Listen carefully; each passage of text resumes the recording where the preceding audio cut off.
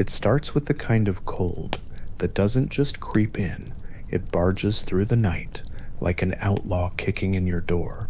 The sort of cold that wraps itself around your bones and sits there grinning, daring you to move. And out here on the Montana frontier, in the winter of the 1880s, that cold isn't a background inconvenience. It's the main character, the judge, jury, and executioner in a trial you wake up to every single morning. The Morrison family knows this all too well, which is why before dawn, when most people today are still negotiating with the snooze button, Thomas Morrison is already awake, not because he's eager to greet the day, but because he knows that if those last embers in the stove die before sunrise, the family will be facing more than just a chilly morning. They'll be flirting with the kind of danger that makes frostbite seem like a polite handshake. Inside their one-room cabin, built from logs he cut, peeled and fitted himself, the night's fire has burned down to a fragile glow in the cast iron belly of their stove, the kind of faint light that makes your stomach knot because you can't yet tell if it's enough to catch kindling, or if you're about to spend the next half hour coaxing flame from scratch in air so cold it freezes the hair inside your nose. The temperature outside has dropped to somewhere near 40 below, and in case you're wondering what that feels like, take your freezer, crawl inside, and then imagine that freezer hates you personally. Thomas swings his feet onto the plank floor, which feels like standing on ice, and shuffles toward the stove without bothering to put on more clothes, because on the frontier you sleep in most of them anyway, not out of laziness, but as an insurance policy against the sort of cold that doesn't care how tough you think you are.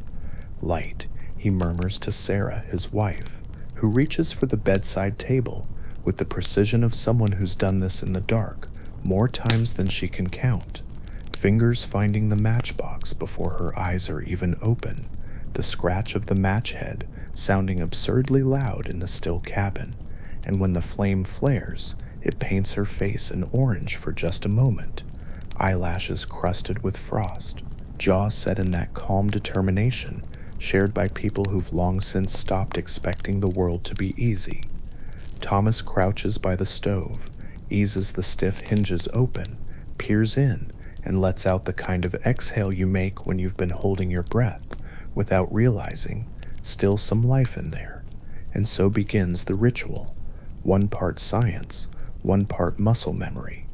The kindling is pine, split into finger-width slivers weeks ago, and stored by the stove where it would stay dry, each piece placed deliberately over the embers with small gaps for air to weave through, because this isn't tossing sticks into a campfire. This is architecture. This is understanding that a fire like a mule needs to be convinced more than commanded. He leans down, lips close to the glow, and blows, not the frantic gusts of someone in a rush, but slow, even breaths that feed oxygen without scattering the heat, and the coals respond, licking timidly at the kindling before committing to flame. Larger sticks follow, angled like the beams of a tiny roof, and slowly the room gains a heartbeat again. Elsewhere, under the pile of layered quilts, fur throws, and whatever other fabric the Morrisons own, 12-year-old John blinks awake, pulled from warmth not by an alarm clock, but by the knowledge that he's about to be told to go outside and get snow for water, a task that sounds simple until you realize the snow nearest the cabin walls is off limits, contaminated by whatever drips, falls, or runs from humans, animals, or the roof, and the good snow waits at the edge of the clearing, in air that burns your lungs and steals feeling from your fingers, in under a minute. Emma, the oldest daughter, already has her orders. Check the water bucket, and her report of frozen solid is met with the kind of resigned sigh only a frontier mother can give, the one that says, well, of course it is, because this is January, and the bucket freezes nightly. John pulls on boots, wraps a scarf around his face until only his eyes show, shoulders the shed door, open with 3 solid hits to break the ice seal, and fills a wooden bucket with powder, so dry it squeaks under his boots. knowing it will take twice as much of this snow to get enough water because cold that deep robs moisture from even the snowflakes.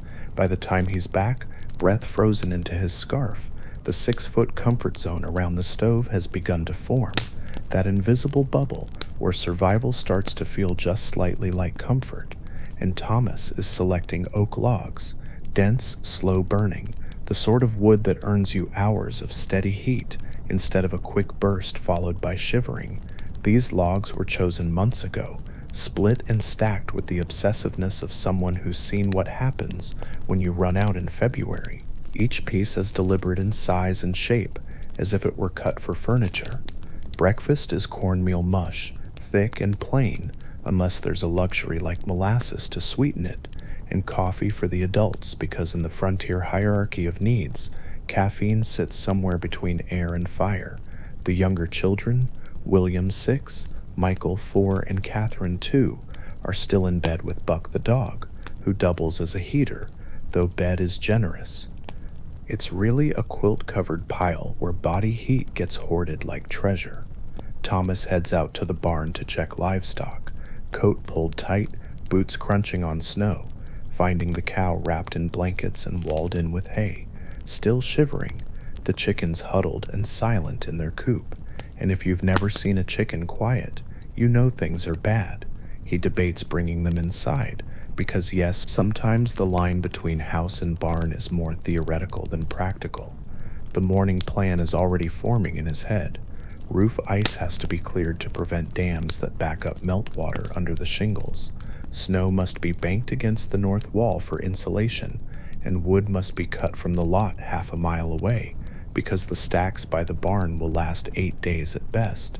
The roof ice comes first, John scraping with a long wooden rake while Thomas works near the chimney with a metal tool, sending down glittering shards that explode on the ground, both knowing that a blocked chimney isn't just inconvenient, it's fatal.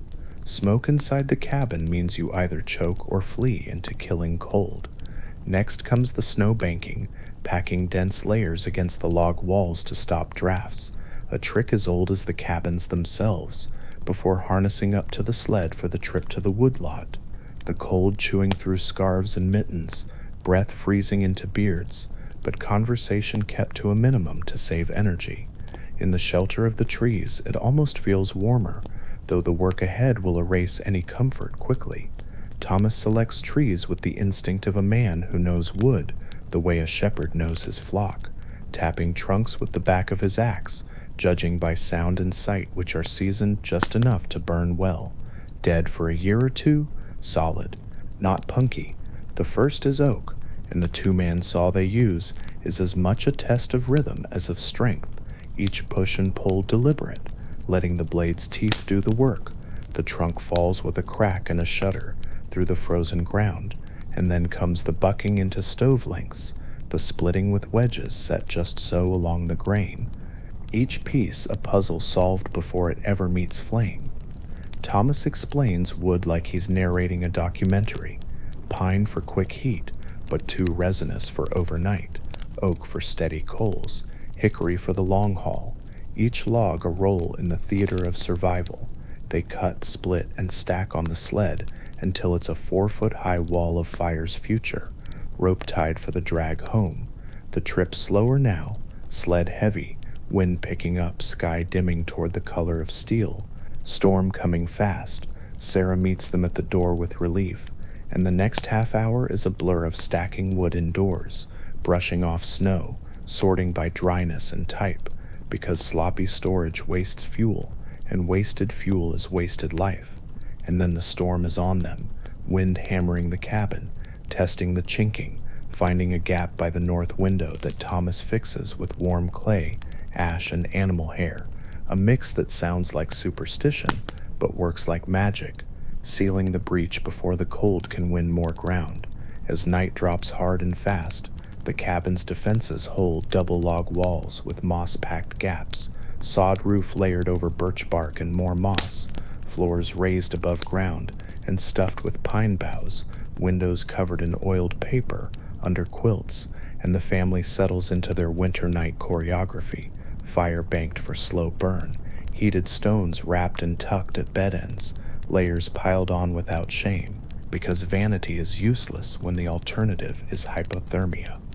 But at 3 in the morning, the quiet shatters with the sound of wood splintering, not the roof, but a chair, sacrificed for emergency fuel when the fire drops too low, Thomas feeding the pieces in while John runs, barefoot inside boots, to the lean-to for more wood, fingers burning toward numbness before Sarah checks them for frostbite and rubs in bear grease. The smell is much a part of survival as the firelight. The fire recovers, but the temperature is still dropping, so out comes the body heat shelter, quilts draped over the table to make a sealed tent, all of them ready to pile in if the stove fails. The design primitive but scientifically sound, a microclimate 20 degrees warmer than the room around it. Watches are set for fire tending shifts, layers are added, wool first because cotton kills, flannel over that. Heavy outerwear, even indoors, socks doubled, heads covered because heat escapes fastest from where you least think about it. Outside, the storm claws at the cabin, but inside each adjustment damper tweaked, log placed just so, window covering checked, tilts the odds back toward survival, and so they last the night, through a cold that could freeze exposed skin in minutes, through a wind that howls like it's hungry, through a dark that would be absolute without the orange glow of the stove. And when light finally seeps in, dull and gray, but enough to see the frost patterns like lace on the window quilts, the Morrison family is still there, still breathing, still warm enough to call it a win. Out here, that's the whole game. Each dawn another point on the scoreboard against winter, another quiet reminder that survival isn't about heroics or luck, it's about systems and stubbornness, about knowing your fire like you know your own heartbeat, about making the thousands of tiny correct choices that keep the cold outside where it belongs.